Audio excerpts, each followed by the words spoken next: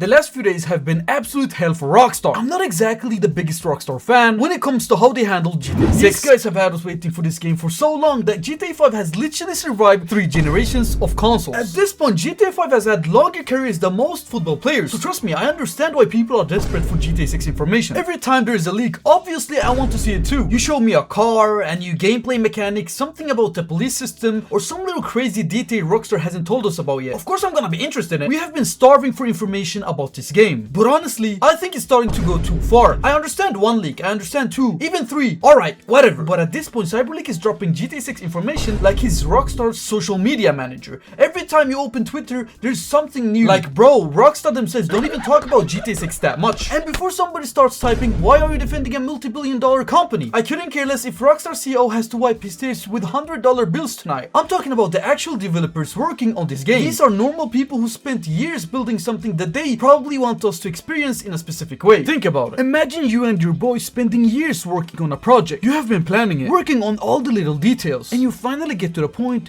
where you're ready to show everyone what you have been working on. And you're sitting there thinking people will go crazy when they see this. Then some random guy gets access to it and starts releasing everything, even before you do. Imagine opening Twitter and seeing your own damn project with new leak written over it. I would look at my monitor like, bro, can I at least release my own shit first? But even that isn't the part that really bothers me, because gameplay leaks are one thing. If Cyberleek shows that GTA 6 has a feature Rockstar hasn't announced yet, sure, that technically spoils a surprise, but it probably isn't going to ruin the game for me. The problem is that now we're starting to get actual story leaks, including stuff from the beginning of Lucia's story. And honestly, that's where I'm out. I saw literally 1 frame of that shit and I immediately closed it. I was like, hell no, I'm not doing this. I've waited over a decade for GTA 6 just like everyone else. I'm not about to experience Lucia's story through a tweet on X by some random guy who uploaded it. Because what's the point? Imagine GTA 6 finally releases. You have waited years, you download the game, turn the lights off, get your snacks ready, starts the first mission, and then 5 minutes later you're like, oh, I already know what happens here. That would be so terrible. And it's even worse because you don't have to search for the leaks anymore. You could just be scrolling on TikTok and suddenly there it is. Open X, spoiler. Open YouTube and some guy has put the entire Lucia's beginning in his thumbnail with Lucia's face, 3 red arrows, and she does that written across it. And this is where I genuinely start wondering what Cyberleek's plan is, because how does he actually think this will end? I'm not gonna sit here pretending that I'm a lawyer and tell you that he's definitely going to prison, because we don't know that. But this is Rockstar and Take-Two. Does he genuinely think they're sitting in an office like,